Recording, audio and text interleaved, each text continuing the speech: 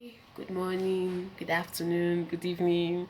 I don't know when you're going to see this video, but I probably guess it's most likely going to be in the evening or just before you go to bed. So I have a very short story to say to us, and then I'll dive right into what I have to say today. The story is told of a young man who got a job. An uncle's friend helped him get the job. And of course, he was very thankful. You know how our country is, Nigeria now, it's hard to secure a job. So he was very thankful for this. His parents, his uncle, everybody was really thankful to this man for helping him secure that job. And they reached out to him at different points, thanking him and everything. Time goes by, and he keeps calling to check up on the man and his family. How you doing?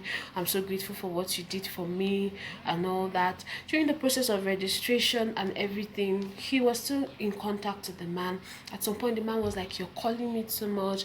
You shouldn't do this, you shouldn't do that." So he cut down on the call and got advice from some other people. And when the thing sort of hooked, he called back and the man said, "Why didn't you call me for clarification? You did this on your own. Now look at what it has resulted to." And of course, your guess is as good as mine. At this point, he didn't know what to do. He called, it was too much. He didn't call, he's not getting it right. He was thankful, it's not working out and everything. I'm sure by now you're guessing, what kind of man is this? And of course, the guy broke down sometimes, because sometimes you don't just know what to do. And when you hear things like you're ungrateful, you know how desperate you are, you of all people should know and should do better, of course it brings you down. It sort of makes you feel bad about yourself and bad about the whole situation. So this was a situation young Tunde was in. Now, time to dive into what I have to say for today. I'm here to talk to you about having a sense of entitlement. Now, I'm just going to read out to you something I wrote sometime last month but wasn't able to post it for some reasons. I'm just going to read it out to you as quickly as I can because I have to dive up to work. People go about these days with a high sense of entitlement. You're wondering what having a sense of you're wondering sorry you're wondering what having a sense of entitlement means. I'm going to define it for you down, so you just have to read wherever you see something written. It's the reason why, no matter the amount of calls you put through or number of surprise visits you pull off, the man who helped to secure a job would never think you're doing it right. It's the reason why your friend whom you just gave a sum would think you could do better, because you simply earn a high amount.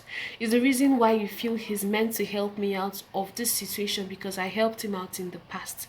A sense of entitlement not only blinds you but keeps you from being thankful or expressing gratitude to those around you for making the effort. It's in the league of old habits die hard. When they say old habit die hard, a sense of entitlement is in that category, and it's something that it's going to take a while and the grace of God to let go of. But of course, you can try. Learn to appreciate the effort of the other party. You might feel he could give an elbow, but all he could afford with all of his being is a handshake. Just accept it. Don't keep yourself from enjoying the little things of life. Kill it, as in kill a sense of entitlement before it kills a relationship. This is one thing that kills and is still killing a lot of relationships.